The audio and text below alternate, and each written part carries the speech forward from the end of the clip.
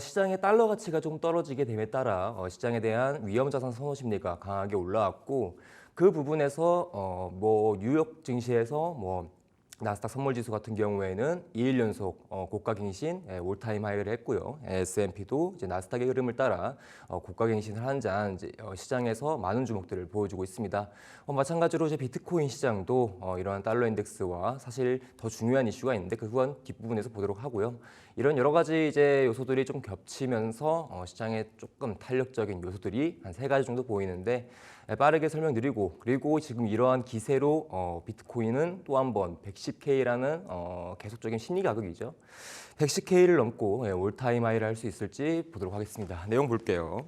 자, 일단은 이제 여러분들이 이제 잘 안 보시겠지만 이제 암호화폐 시장이든 뭐 여러 투자 자산을 할 때는 항상 뉴욕 증시가 좀 이제 어떻게 마감을 했는지를 보는 게 좋습니다. 그래서 뉴욕 3대 지수는 저는 이제 약보합 마감으로 보였는데 그래도 나스닥 종합지수 같은 경우에는 소폭 올랐죠. 0.1 정도 오르면서 이제 마감을 보였는데 사실 이제 S&P는 이제 보합 수준으로 그리고 이제 다우 지수 같은 경우에는 이제 약세 마감으로 끝났습니다만 퍼센티지가 약 0.25에서 0.35 올려도 0.35 때려도 이제 0.25니까 그냥 이제 보합권 쪽에서 마무리를 했다. 그리고 혼조세라고 얘기를 하죠. 3대 지수 모두 방향성이 다를 때 그러니까 시장에서는 별 반응 없이 이제 한숨을 좀 돌리는 좀 쉬어가는 시장이라고 좀 볼 수가 있겠습니다.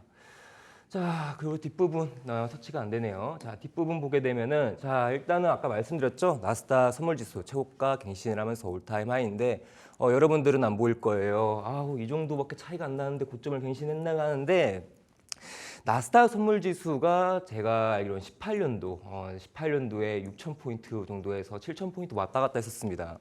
근데 지금이 나스닥 선물지수가 22,500포인트를 넘어가고 있어요. 이전에 이제 양적 완화 시기 때, 그러니까 코로나 팬데믹으로 양적 완화 시기 때 이제 만 스탁을 넘어가고 나서 와, 얘가 또 한번 이제 오를까, 2만 포인트까지도 오를까 했는데 그 이후에 이제 5년 정도 지난 시점에서는 또 한 번의 최고가 갱신을 2일 연속 보여주고 있습니다. 자, 그리고 지금 오늘 현재 날짜로 6월 24일에서 6월 26일 22,556포인트 정도가 나스닥 선물지수의 상고가점이고요. 그리고 작년 12월 17일 기준 6개월 만에 어떻게 됐다 신고가 갱신을 한 거죠. 6개월 만에 이 레인지를 기다렸다가 기간 만에 이제 또 한 번 고점 갱신을 했습니다. 아마 전일은 이제 엔비디아가 아마 주목적인 종목으로 아마 미국 시장에서는 좀 환호했을 텐데 그것과 마찬가지로 전반적인 위험 자산에 대한 심리가 좀 살아 올라오고 있습니다. 그리고 이제 코인마켓캡 기준 상위 시총 10위권 종목들을 보면 아직 조금 미국 증시 같은 경우에는 올라오고 있고 여러 가지 전통금융 시장은 좀 이제 탄력을 받는데 뭐 비트코인과 이더리움도 사실 좀 이제 올라오고 있죠. 다만 시총에서 조금 소외받는 종목들이 몇 가지 있는데 일단은 제가 보기에는 이더리움은 일단 흐름 좋고요. 비트코인 역시 흐름 좋습니다. 두 종목이 일단은 도미넌스를 조금 포함하면서 가고 있고 좀 아쉬운 건 솔라나하고 리플에 대한 움직임이지 않을까 싶어요. 저는 최소한 현재 솔라나가 비트코인과 이더리움의 어느 정도 상승세가 계속적으로 이어진다면 추가적으로 이전에 조금 저항선과 지지선 역할을 했던 어떻게 보면 시장의 심리 가격이었죠. 150불을 넘을 수 있을 거라 판단하고 있고요. 리플은 조금 더 지켜보도록 하겠습니다. 카르다로는 아직이에요. 자, 그래서 비트코인 다시 한번 108K를 회복한 모습을 보였고 이제 바이낸스 시세로 보게 되면 108.2K 정도를 조금 넘어서면서 다시 한번 시장의 강세 흐름을 보여주고 있습니다. 자, 근데 중요한 거는 이제 알겠지만 아까도 말씀드렸지만 비트코인과 이더리움의 강세만 아직은 시장에서 잘 보이지 주요 우리가 코인들이라 볼 수 있는 XRP와 솔라나 그리고 에이다 그 외에 15위권 종목들 같은 경우에는 아직 이 비트코인과 이더리움의 탄력적인 상승세만큼은 이제 보이지 못하는 흐름을 보이고 있습니다. 저는 개인적으로 좀 기대를 하고 있는 게 알트코인 쪽에서는 이더리움은 조금 더 기다려 봐야 되는데 제가 오늘 포지션에서는 매도를 들어갔거든요. 그래서 얘는 한 2,300 정도 오게 되면 2,350 정도 오게 되면 좀 좋은 자리라 생각하고 있고 사실은 기대하는 종목은 솔라나를 좀 보고 있습니다. 매수 단가를 조금 세게 들어가고 지금 기다리고 있는데 매수 타점, 선물 시세 기준으로는 한 141불 정도까지는 떨어져 줘야 좋은 눌림목 자리를 받을 수 있을 것 같습니다. 아무튼 현재는 비트코인과 이더리움만 회복세를 보이고 있고 나머지는 아직까지 조금 흐름은 약하다. 그래도 반등세는 조금씩 다 들어오고 있는 상황입니다. 자, 근데 시장의 약세 원인에 대해서 일단 얘기를 하고 가야 돼요. 이전부터는 뭐 비트코인이 110K를 돌파하고 이제 올타임 하이를 간다. 그리고 제가 이제 5월 기준과 6월 초 사이에 이더리움 너무 좋습니다. 여러 가지 SEC에 대한 이제 기조 완화와 더불어 그리고 이제 이더리움 관련해 가지고 여러 이제 순유입과 막 ETF 엄청 긍정적인 이야기를 했는데 뭐가 터졌을까요? 6월 13일 저도 몰랐습니다. 저도 6월 13일 오전에 7시 정도에 거래를 하고 있다가 9시 정도에 이제 지정학적 리스크를 받으면서 손절이 2번 정도 나갔는데 뭐 복구는 했습니다만 지정학적 리스크 발생, 즉 이스라엘과 이란의 충돌 여파로 인해서 이 당시 비트코인과 이더리움 그리고 주요 상위 알트코인들의 하락세가 동반적으로 이어지면서 사실 미증시도 약세를 보였죠.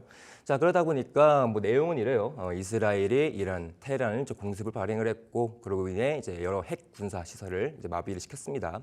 아무튼 그러한 싸움은 언제까지 했고 그리고 그 시장 상황에서는 암호화폐 시장은 진짜 직격탄을 맞았어요. 미증시 같은 경우에는 그때 이제 13일 기준이다 보니까 어느 정도 마감 이후에 이제 그 일이 일어나고 났으니까 다음 날 이제 증시에서 시작했었을 때 좀 후폭풍이 있었지만 우리 암호화폐 시장 거래하시는 분들 어때요?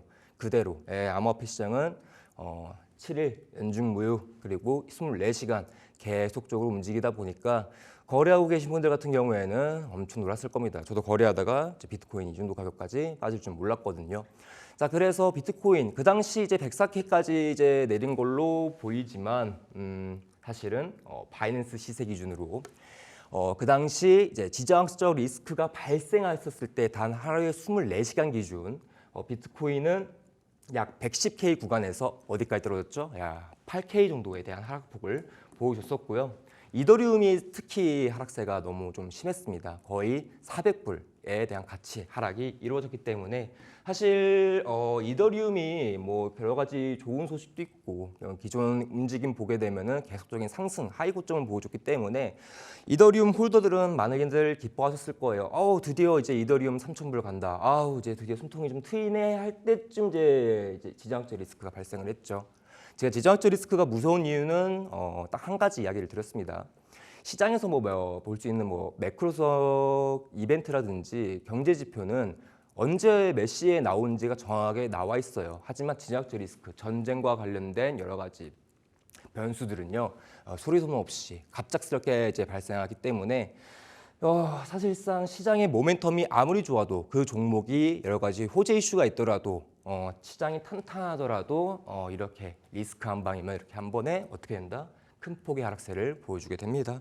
자, 그리고 12일간 이어진 막공수습으로 인해서 어때요, 여러분들? 이더리움과 비트코인 최저점으로 볼 수 있는 이더리움은 2,870불에서 2,110불까지 떨어졌고요. 거의 700불 정도의 이제 하락세를 보였고 비트코인 같은 경우에는 12K 정도 가격대까지 이탈을 했습니다.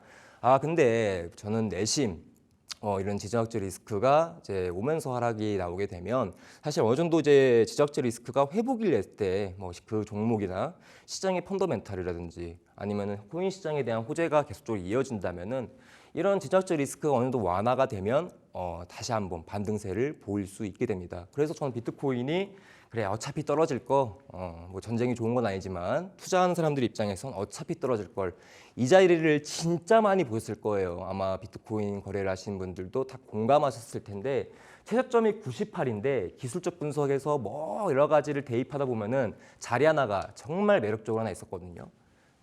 공감하시면은 말씀 주세요. 97.6K 한 번 오기를 바랬습니다. 여기서 오면은 내가 한번 바닥 잡을 수 있겠구나. 그리고 이더리움은 제가 바닥을 한번 잡았어요. 여기서 제가 2112였나 19였나 여러분들한테 매수 들어가라고 얘기를 했죠. 그래가지고 어떤 분은 뭐 300% 이상 수익이 나긴 했는데 바닥을 잘 잡았습니다. 근데 다만 비트코인 바닥을 못 잡아가지고 BTS 여기서 2번 손절 나갔는데 그래서 오늘 이더로 좀 수익 나와서 복구가 어느 정도 되어 있는 상태고요. 그리고 뭐 소통방 들어오면 다 아시겠지만은 저는 뭐 진입한 거, 익절한 거, 손절 난 거, 수익 난 거 다 그냥 투명하게 공개를 합니다. 얼마 먹었는지. 근데 이제 여러분들한테 좀 말씀드리고 싶은 게 이제 유튜브에서 이런 얘기를 하면 좀 그런데 자꾸 뭐 수익률만 보여주지 말고 수익금을 보여달라고 하는데요. 증권 방송에서 경제 방송에서 계좌를 열기가 금융 이제 뭐 금통이나 방통위에서 좀 문제가 되기 때문에 계좌가 궁금하신 분들은 그냥 1대1 상담 저한테 줘서 제가 보여드릴게요. 수익률이 얼마나 하고 있는지. 저는 수익률밖에 못 올리고 수익금은 어차피 그리고 여러분들 다들 이제 제가 매번 말하지만은 시드가 1억 있어도 1,000만 원 있어도 100만 원 있어도 1억 뭐 넘게 있어도 매매 못하면 그 다 녹아요. 매매 잘하는 사람들은 100불 있어도 200불 있어도 그거 굴립니다. 그래서 시드가 중요하지 않다라는 말 뭐 다시 한번 전해드리고요. 아무튼 이렇게 12일간의 지정학적 리스크로 인해서 이더리움 그리고 비트코인 시장 약세 하락 계속 떨어지게 되면서 이더리움은 700불 이상 하락 그리고 비트코인은 12K까지 하락 11K 정도에 되는 비중 하락이 이루어졌습니다.